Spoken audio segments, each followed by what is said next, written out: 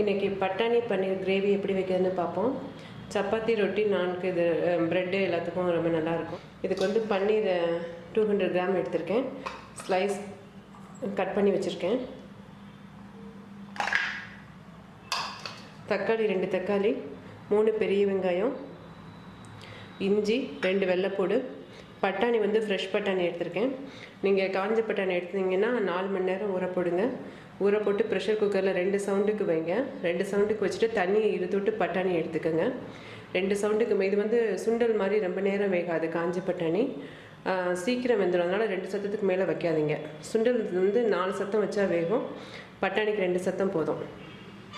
இது வந்து வதக்கிறதுக்கு வெங்காயம், ஒரு பெரிய வெங்காயம், கொஞ்சம் முந்திரி பருப்பு, மல்லித்தூள் வந்து 1 டேபிள் ஸ்பூன் அளவு, 1 டீஸ்பூன் அளவு மிளகாத்தூள், கொஞ்சம் மஞ்சள் தூளும் ஏலக்காய் தூளும், இது வந்து சீரகத்தூள். இப்போ எப்படி பண்ணுறதுன்னு பார்ப்போம். முதல்ல இந்த பன்னீரை லேசாக ஷாலோ ஃப்ரை மாதிரி பண்ணிக்கலாம். பன்னீர் இப்போ வந்து 1 டேபிள் ஸ்பூன் அளவு எண்ணெய் காய வச்சுருக்கேன். பன்னீர் வந்து எப்போவுமே சீக்கிரமாக ஃப்ரை ஆயிரும். அதனால் 1 டேபிள் ஸ்பூன் எண்ணெயே போதும். 1 நிமிஷம் இங்கிட்ட வேக விடுங்க. அதுக்கப்புறம் திருப்பி விட்டு வேக விடுங்க.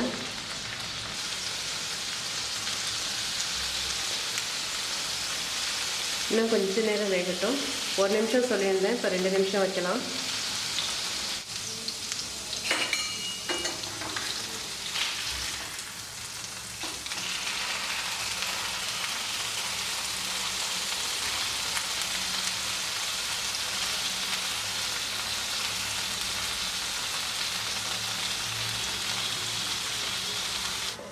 இப்போ பட்டாணியை கொஞ்சமாக தண்ணி ஊற்றி வேக போட்டுக்கோங்க.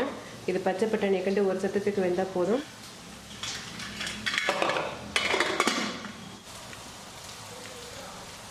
இப்போ குக்கரில் பட்டாணி வெந்திருக்கு.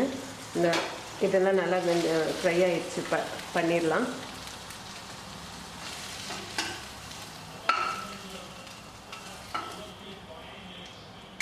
இப்போ இதே பாத்திரத்துலேயே 2 ஸ்பூன் எண்ணெய் ஊற்றிருக்கேன். வெங்காயத்தை போட்டு நல்லா வதக்கிக்கலாம். வெங்காயம், வெள்ளைப்பூடு, இஞ்சி 3ஐயும் போட்டு நல்லா செவந்து வர வரைக்கும் வதக்கி விட்டுருங்க.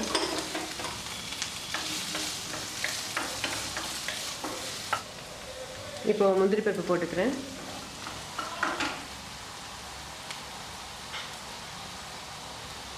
நான் காரம் ரொம்ப குறைவாக தான் வச்சுருக்கேன். நீங்கள் காரம் கூட வேணும்னா வச்சுக்கலாம்.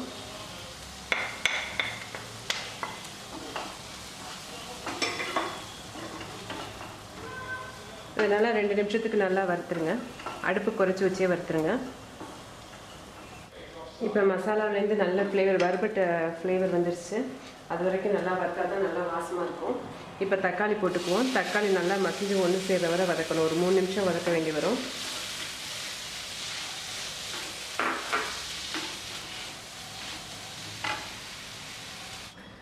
இப்போ தக்காளி நல்லா மசிஞ்சு வந்துருச்சு.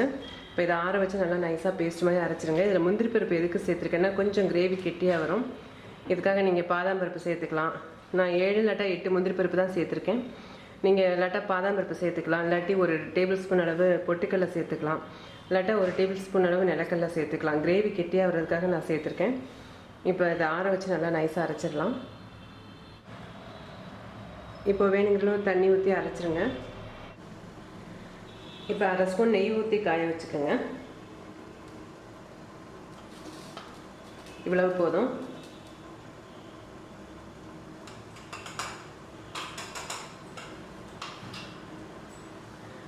இப்போ இந்த வெங்காயத்தை வதக்கிறதுக்கு நறுக்கி வச்சுருக்கோம் இல்லையா, அந்த வெங்காயத்தையும் கருவேப்பிலையும் போட்டு வதக்கலாம்.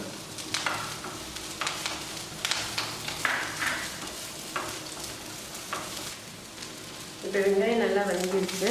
பறத்து வச்சுருக்க கிரேவியை ஊற்றலாம்.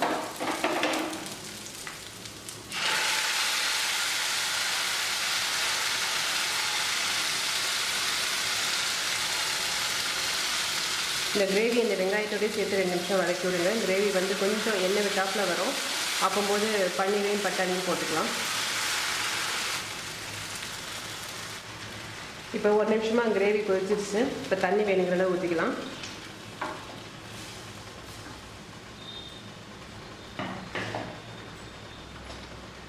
வேக வச்ச பட்டாணி,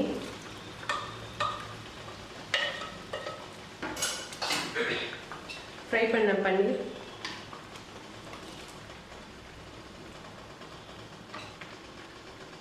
உப்பு வேணுங்கிற அளவு.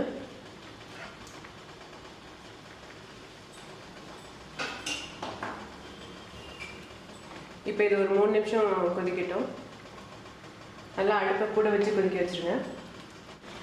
இப்போ இந்த கிரேவி நல்லா கொதிச்சிச்சு. இப்போ லைட்டாக ஸ்வீட் டேஸ்ட் வேணும்னா ஒரு 1/4 ஸ்பூன் சீனி சேர்த்துக்கலாம். சப்பாத்திக்குன்னா இந்த சீனி சேர்த்திங்கன்னா நல்லாயிருக்கும். இட்லி தோசைக்குன்னா வேண்டாம். இல்லை அந்த இனிப்பு டேஸ்ட்டு பிடிக்கலைன்னா நீங்கள் அதை ஸ்கிப் பண்ணிடலாம்.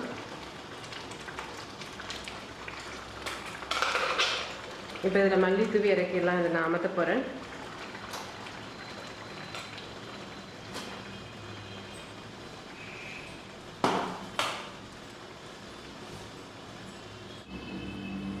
இப்போது பன்னீர் பீஸ் கிரேவி ரெடி ஆகிடுச்சு. இதை நீங்கள் செஞ்சு பார்த்து எனக்கு உங்களோட கமெண்ட்ஸ் சொல்லுங்கள். தேங்க்யூ.